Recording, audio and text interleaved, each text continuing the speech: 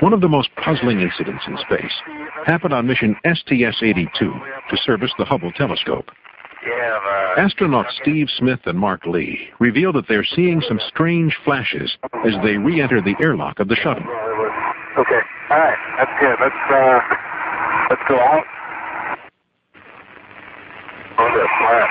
Oh, the light flashing off. They can see it there.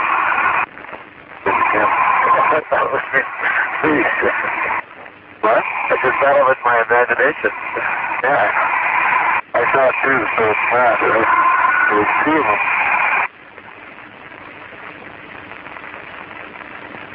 There's another one. What are they? Look at the lights flickering in here. They're taking pictures. Steve Smith explains what that conversation was all about.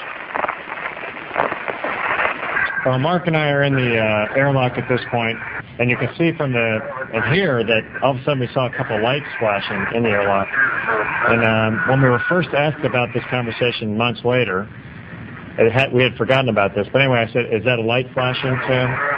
And Mark says, "What are they?" Asking, is it a light coming from either the airlock? And Mark asks, "Are they taking pictures of us through the airlock window?" And again, they would have a flash. We take about 10,000 pictures on each flight. So all I can think of is that it's pretty hard to turn in this thing because you're like in a closet. And we couldn't tell what light it was, so I think Mark probably had turned to a certain point, and then he said, "Oh, there's the one in front of me," or something. I was just at that one for a second, but I had that one the whole time. I was just at that one. And I don't know what that is. I've never heard the word valence or surveillance used.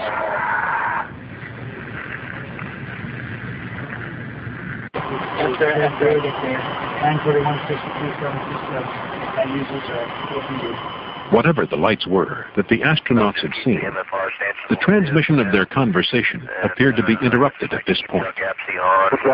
Everything we say is basically broadcast to anybody who's listening.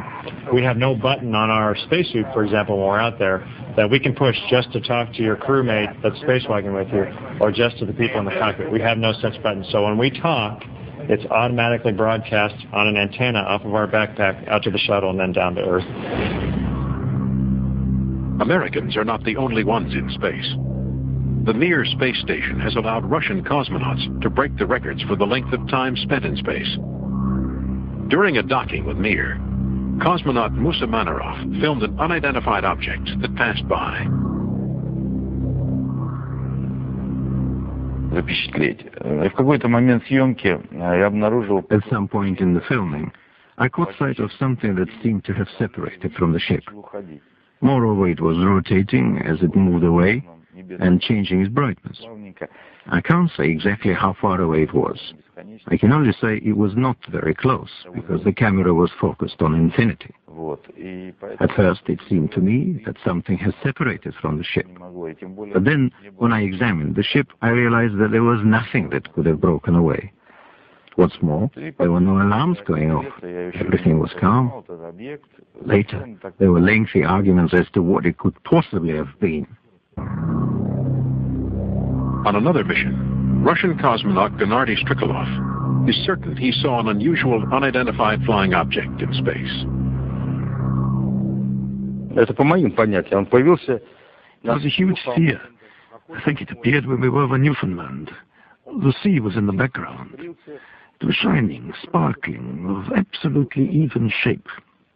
It shone like the balls that hang on trees at Christmas, greenish in color and all shimmering. It was impossible to take your eyes off it.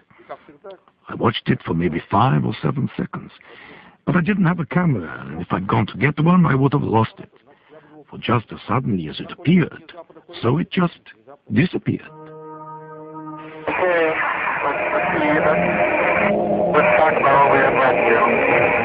It's not difficult to misinterpret objects in space.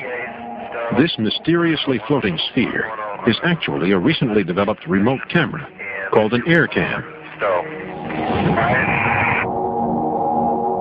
A distinguished astronaut who agrees with Jack Casher's belief in the reality of UFOs is Gordon Cooper. Now in his 80s, Cooper had a sighting while serving as a fighter pilot in Germany in 1951.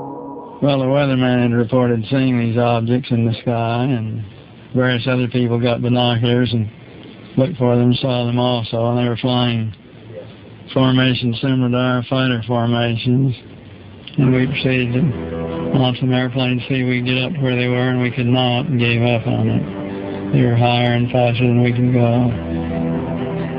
Gordon Cooper was so convinced that there was evidence of UFOs here on Earth that in 1978 he went to the United Nations and presented them with a letter describing his experience. If it's just an illusion that extraterrestrials have visited Earth, why does the UFO phenomenon continue to grow? Why do people continue to take pictures of unexplainable images? It is the mission of science to prove or disprove the unexplained.